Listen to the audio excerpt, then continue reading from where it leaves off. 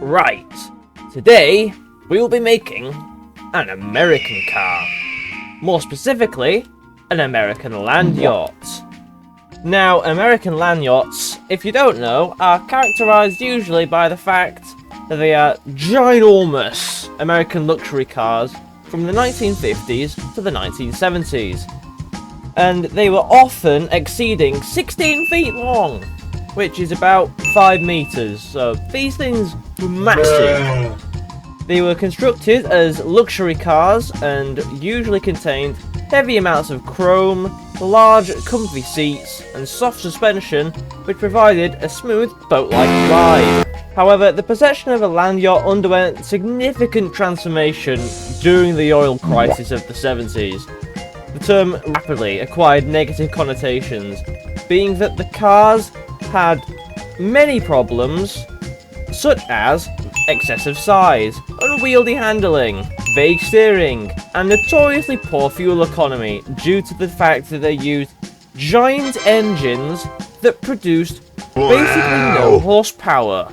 Other examples of land yachts include the 1960 Lincoln Continental, the 1975 Cadillac 60 Special Brougham, 1974 AMC Ambassador, the 1974 Chrysler New Yorker, and we can't forget the 1987 Ford Crown Vic. In Europe, we had cars like the Mercedes-Benz 600 SWB, so yeah, these honestly were pretty big still. Right, now, since that we're going to be making one of these, we're going to want to go to the year, set it to about 1970, and pick a big square. Okay, that's good. Now, it needs to be heavy, so steel. It was steel. Do all this. Doesn't really matter. Steel. Get some double wishbone suspension.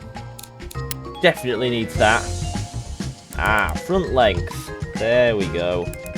Now, all of these cars usually were in some kind of funky colour, whether that be like white, or yellow, or blue, or pink, or even brown. We are going to go with blue. This also kind of looks like the same colour Jeremy Clarkson had on his land yacht in that one Grand Tour special. Now, for designing the front, we're going to want a big grille. A big one. With some big lights. This even looks like one that's on the front of a truck. Yeah, I'm sure it's fine. Wow, that is a big grille. A big one. These look pretty okay. Okay, let's have a look, see what these look like. That looks pretty good, I think. Trim pieces. Make all of them chrome. Even the underbody. Underbody needs to be chrome as well. Everything's chrome on this. It's a luxury car. What do you mean we don't need that much chrome? Of course we do. Now, as for the taillights, some of the ones that I've seen, they usually had big round lights, or they had kind of like a light bar thing going on. And I think that I would like to try and make a light bar. It's looking okay.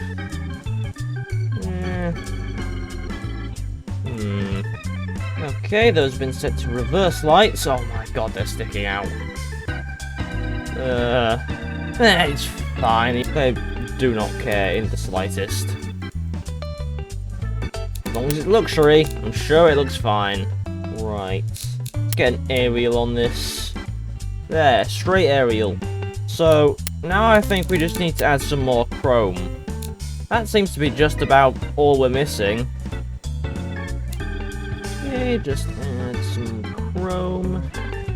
Now, what exhaust do we give this thing? Should we give it dual pipes? Fuel pipes? Yeah. Those are quite small. Let's make them a bit bigger. There we go. Exhaust pipe is done. Oh, we need to give it indicators. It has no indicators.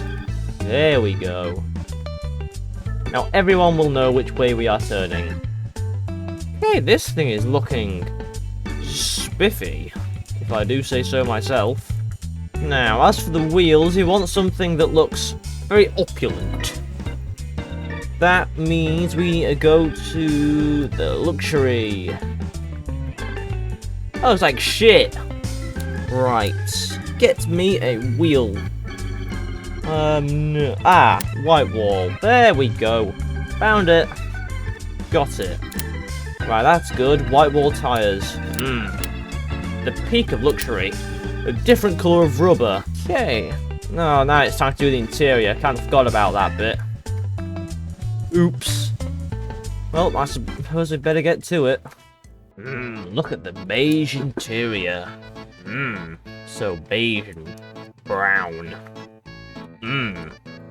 Right, let's get the rest of this thing put in here. It's going well so far. Okay, let's put ourselves one of these in. Oh, well. Hey! Get back with get back in your spot. Right. Everything on the car is done. I've checked. It's got the cameras. It's got the lights. It's got the wheels. It's got an interior. I think it's finally time to move on to everyone's favourite bit, the engine. Okay, now we want V8 cast iron. Now, the biggest engine that I could find was an 8-litre V8, so that's what we'll be making. Iron. Everything on this is just going to be iron. It's just going to be a regular engine. Does it work? Oh my god, it somewhat works. Excessive RPM. Right. Bottom end components. A few moments later. There we go. 300 horsepower. It actually works. Nice. How do I have no current warnings? How the hell have I done that? Oh, it doesn't even have a name. I haven't named it. Oh my god. Okay, the engine is the 8 No, it's the 8-litre big one. The big one. And the car, it's the Gavril Opulent. Let's have a look at our stats. 2 tons. Wheelbase length. Oh, it's 5.6 meters long. We did it. Yes! Right, perfect. Let's get this thing into BeamNG then, shall we? Don't hit it with the hammer. Why? Because it's the tool of a pikey. Okay. We are in BeamNG. The car has exported, I think. Yeah, it's all here. Does steering work? Yes. Okay, it works. It sounds not terrible. Oh no. Right, floor it.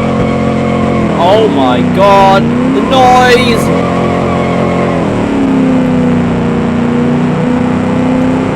It's working! Oh no. Oh no, oh no, oh no, oh no, oh no, oh no, oh no! My car! What the hell has happened to it? Man, 10 seconds and it's broken already! I will say there's not a lot of grip. My engine bay! Hey, get back here! Oh my god, no brakes, no brakes!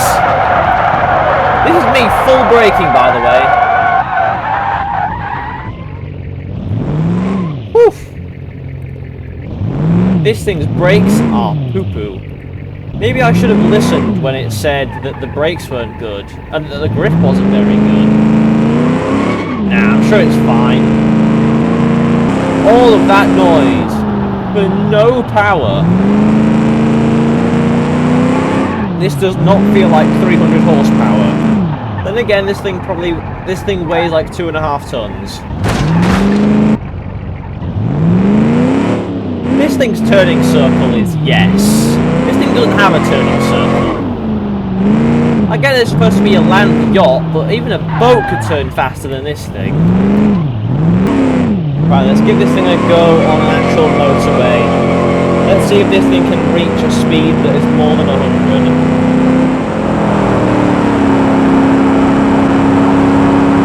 Oh. Okay. It's not doing too bad. Look at it go! Alright, 120? Yeah. This thing is shifting.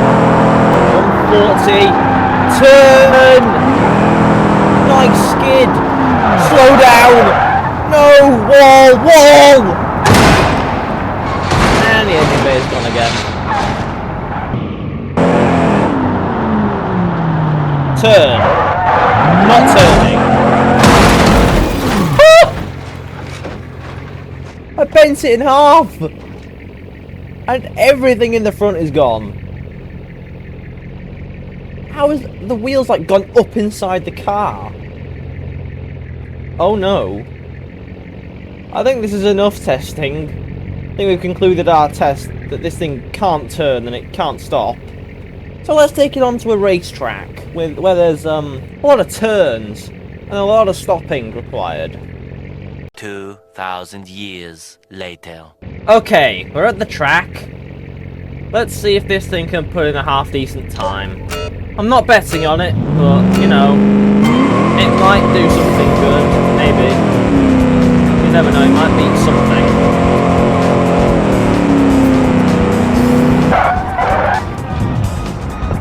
Okay, I feel like handbrake turn every corner. Round the corner. Come on.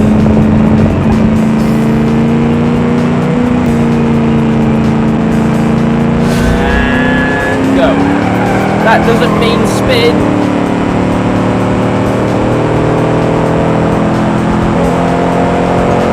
Still gaining speed.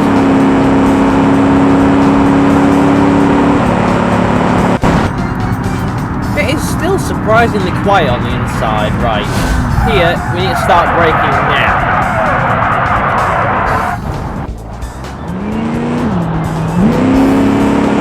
Or somewhere like very early.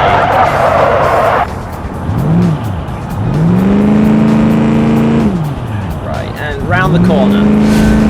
Oh my god, it made it around a bend. And it spun nearly.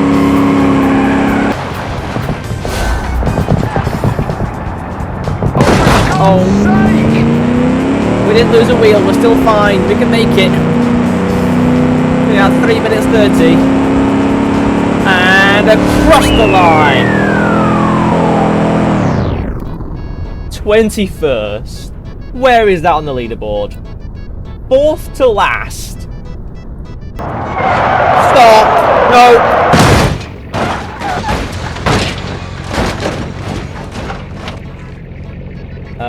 It didn't stop. As it turns out.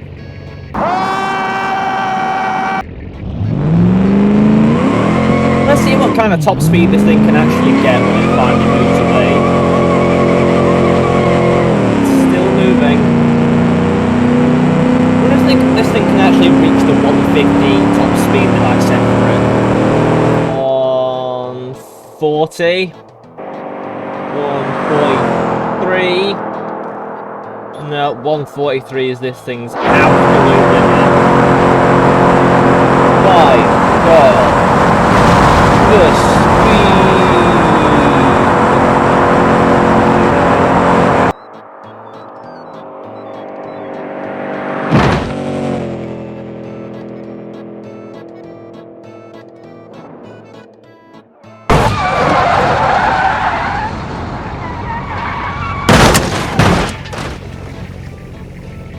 Well, this thing is a bag of crap. Insert funny outro here. Bye, everyone.